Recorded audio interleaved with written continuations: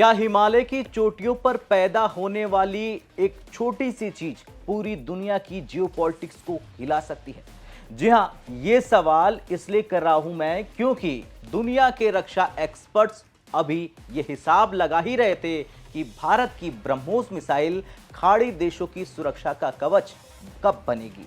तभी भारत ने एक ऐसा दांव चल दिया है जिसने चीन के होश उड़ा दिए हैं। ये खबर है, ये कहानी है लद्दाख के उस लाल सोने की जिसने दुनिया के सबसे महंगे फल बाजारों में अपनी जगह पक्की कर ली है।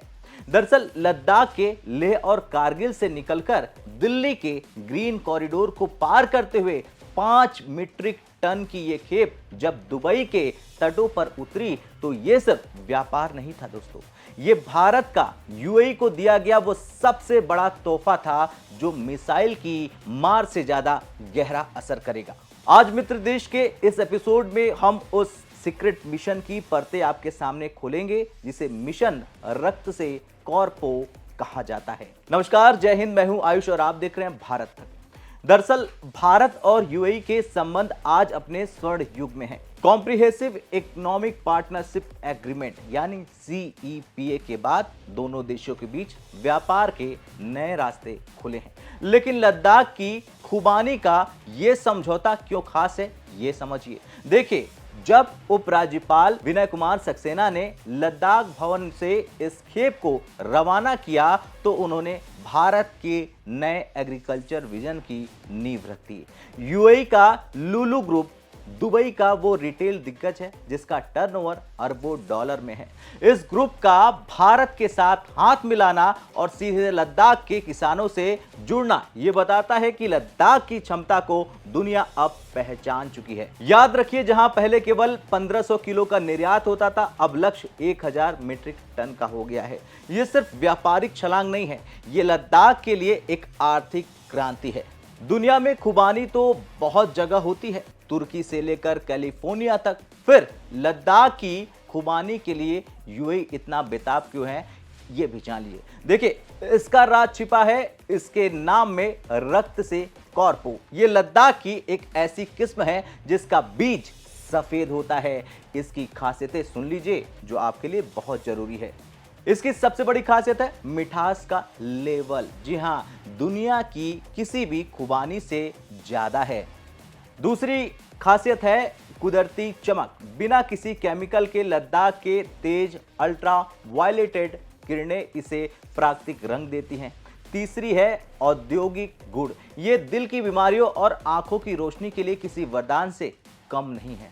एलजी सक्सेना ने स्पष्ट किया कि लद्दाख की 11,000 फीट से अधिक की ऊंचाई और वहां का और जीरो पॉल्यूशन इसे ऑर्गेनिक का राजा बनाता है। ये वो फल है जो प्रदूषण का नाम तक से वाकिफ नहीं है। अब सक्सेना साहब ने क्या कुछ कहा, आप खुद ही सुन लीजिए। MD APEDA Shri Bhupesh Chaudhary, secretary horticulture, mister Nizamuddin, CEO Lulu group, mister Ajit Kumar Panda, director Concor, mister Vineet Mathur from Concor, हमारे मीडिया के साथियों, आज का दिन अगर मैं कहूं कि पूरे लद्दाख के हॉर्टिकल्चर सेक्टर और विशेष रूप से लद्दाख के मेहनती किसानों के लिए एक ऐतिहासिक अवसर है तो शायद गलत नहीं होगा।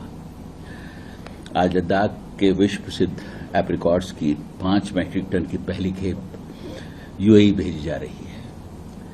ये पहल लद्दाख के यूनिक राष्ट्रीय एप्रिकॉट जो दुनिया की सबसे मीठी और पूरी तरीके से ऑर्गेनिक एप्रिकॉट है उसे अंतर्राष्ट्रीय स्तर पर एक नई और सशक्त पहचान दिलाएगी। इंटरनेशनल मार्केट्स तक सीधी पहुंच मिलने से किसानों को उनकी प्रोड्यूस का उचित और बेहतर मूल्य मिलेगा। इस उनकी आय में वृद्धि होगी और उनका जीवन स्तर भी सुधरेगा। लद्दाख में जैसा कि पहले भी बताया, सभी ने पर्यावरण से जुड़ी अनेक चुनौतियां हैं, लेकिन जब एप्रिकॉट्स प्रोडक्शन की बात करें तो ये वही चुनौतियां इसके लिए वरदान साबित हो जाती है। यहाँ की अत्यधिक ऊंचाई, तेज धूप, ठंडा तापमान और प्रिस्टाइन इकोसिस्टम हमारे एप्रिकॉट्स में असाधारण रंग, स्वाद, मिठास और न्यूट्रिशन वैल्यूज को बढ़ाते हैं, जिससे दुनिया भर में इसकी अत्यधिक मांग है। इन फ्रेश एप्रिकॉट्स का निर्यात यह दिखाता है कि लद्दाख के इस यूनिक हाई क्वालिटी प्रोड्यूस को हम ग्लोबल मार्केट तक पहुंचा सकते हैं। इस एक्सपोर्ट के लिए अप्रैल 2026 में, जैसा कि बताया गया है, लद्दाख एडमिनिस्ट्रेशन ने यूएई बेस्ड लुलु ग्रुप के साथ एक एमओयू साइन किया था और आज यह कार्यक्रम उसी दिशा में पहला कदम है और पहला कंसाइनमेंट हमारा जो है आज यूएई के लिए जा रहा है। मैं आपको बताना चाहूंगा कि इस सीजन में ही लद्दाख से करीब 1000 मेट्रिक टन से ज्यादा एप्रिकॉट का एक्सपोर्ट किया जाएगा, जो हमारा एग्रीमेंट का पार्ट है, जो पिछले 2 वर्षों में, मैं रिपीट करना चाहूंगा, पिछले 2 वर्षों में केवल 1500 केजी का एक्सपोर्ट हुआ था और इस साल हम 1000 टन को एक्सपोर्ट कर रहे हैं। अभी किसानों को पुराने ट्रेडिशनल तरीके से एप्रिकॉट को छांटने, साफ करने, पैक करने, बेचने की परेशानी बिल्कुल खत्म हो गई है। इस एग्रीमेंट की जो सबसे बड़ी खासियत है और इस एमओयू की जो सबसे बड़ी खासियत है कि किसान सीधे अपने खेत को एक्सपोर्टर्स को दे देते हैं, जिसमें उनको एप्रिकॉट्स को तोड़ना, छांटना, पैक करना, ट्रांसपोर्ट करना और उसे अंतर्राष्ट्रीय मार्केट तक ले जाने की कोई जिम्मेदारी उनके ऊपर नहीं है। वो सारी की सारी जिम्मेदारी हमारे एक्सपोर्टर्स की है, जिसकी वजह से जो उनका जो वेस्टेज होता था, जो तोड़ने में उनको तकलीफें होती थी, वो सारी चीजें खत्म हो गई। तो इस एग्रीमेंट की जो सबसे बड़ी खासियत है वो यही है और इसके लिए मैं मिस्टर भूपेश और उनकी पूरी टीम को बधाई देना चाहता हूं कि उन्होंने बड़ी मेहनत से इस एग्रीमेंट को साइन कराया और पीड़ा ने तो इसमें कोई शक है ही नहीं कि बहुत बड़ा रोल अदा किया है। दरअसल खुबानी एक पेरिशेबल यानी जल्दी खराब होने वाला फल है। लद्दाख की ऊंचाइयों से इसे सुरक्षित नीचे लाना किसी युद्ध जीतने जैसा है। इसके लिए भारत सरकार ने क्या किया ये भी जान लीजिए। कंट्रोल रूम से निगरानी की गई। जी हां, दिल्ली में एक विशेष वॉर रूम बनाया गया है जहां से हर ट्रक की लाइव लोकेशन देखी जाती है। इतना ही नहीं, ग्रीन कॉरिडोर भी बनाया गया है। इन ट्रकों के लिए सड़कों पर कोई रेड लाइट नहीं, कोई ट्रैफिक जाम नहीं है। प्राथमिकता वही है जो एम्बुलेंस या मिलिट्री कॉन्वॉय की होती है। सबसे जरूरी है समय की पाबंदी। 48 घंटे के अंदर लद्दाख से दिल्ली का सफर तय करना अनिवार्य है ताकि फल की ताजगी बरकरार रहे। इसमें अपेडा और कॉनकोर ने जिस तालमेल के साथ काम किया है वो न्यू इंडिया यानी नए भारत की कार्य क्षमता का प्रतीक है।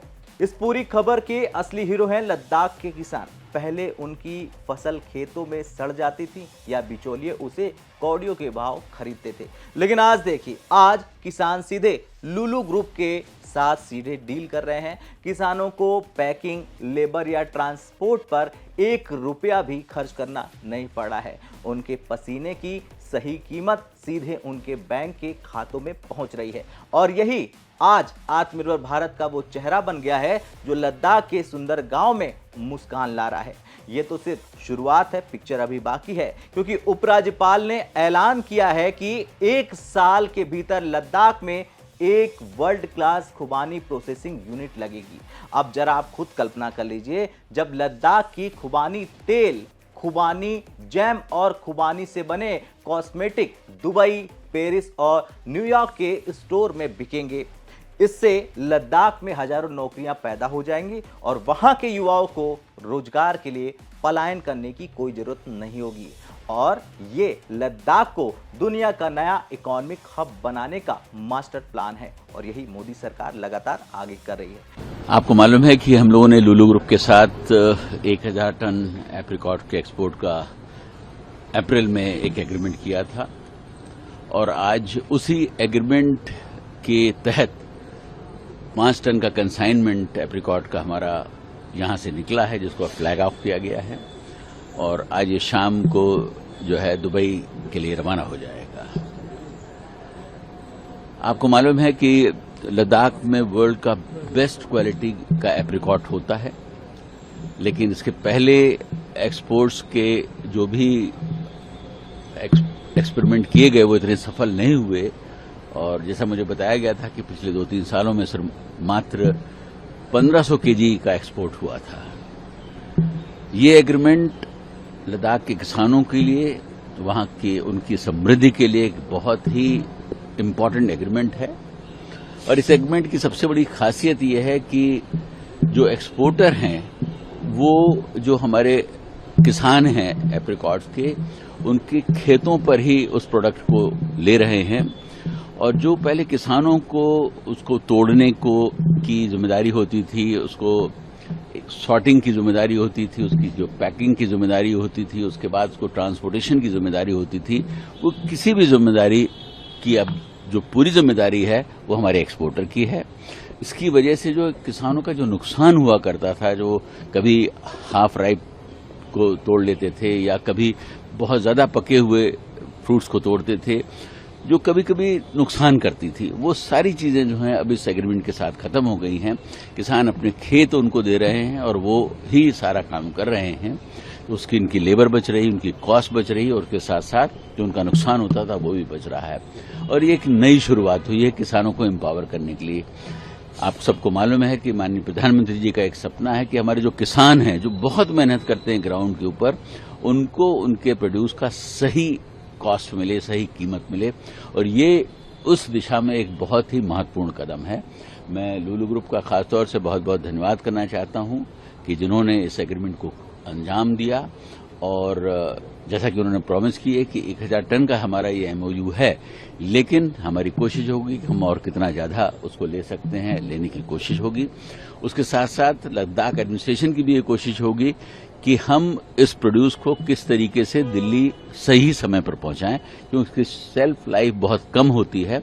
तो हमारी कोशिश होगी कि हम उसको ग्रीन कॉरिडोर दें या और कुछ ऐसी सुविधाएं दें जो हमारे ट्रक्स वहां से लोड हों और वो सीधे 2 या 3 दिन के अंदर दिल्ली पहुंच जाएं। चैलेंजेस हैं वहां पर, लेकिन वही चैलेंजेस हैं जिसकी वजह से लद्दाख का एप्रिकॉट जो है सबसे अच्छा माना जाता है।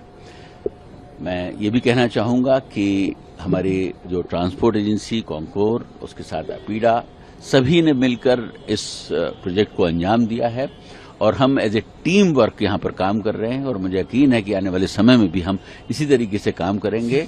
और जो हमारे लद्दाख का जो प्रोड्यूस है, अभी हम लोगों ने एप्रिकॉट की शुरुआत करी है।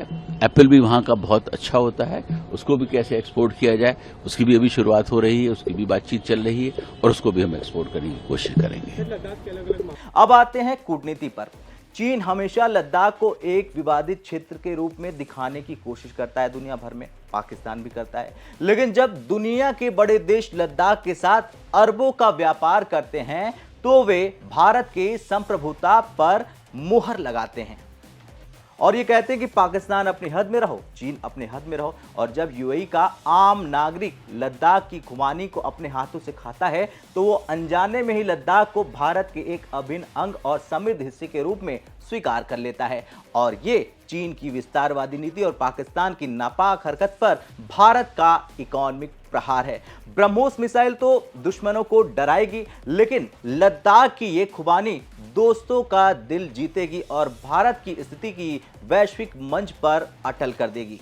खैर, लद्दाख की खुबानी का ये सफर हमें ये सिखाता है, बताता है कि अगर इरादे नेक हो और विजन काफी बड़ा हो तो पहाड़ों की ऊंचाइयां भी छोटी पड़ जाती हैं। भारत और यूएई की ये दोस्ती अब स्वाद और सुरक्षा दोनों के नए आयाम स्थापित कर रही हैं। आपको क्या लगता है, क्या भारत को अपने हर राज्य के एक विशेष उत्पाद को इसी तरह ग्लोबल ब्रांड बनाना चाहिए? क्या लद्दाख का ये मॉडल पूरे देश में लागू होना चाहिए? अपनी राय हाँ या ना में जरूर दें। कल फिर से मिलते हैं मित्र देश के अगले एपिसोड में। तब तक के लिए जय हिंद, जय भारत।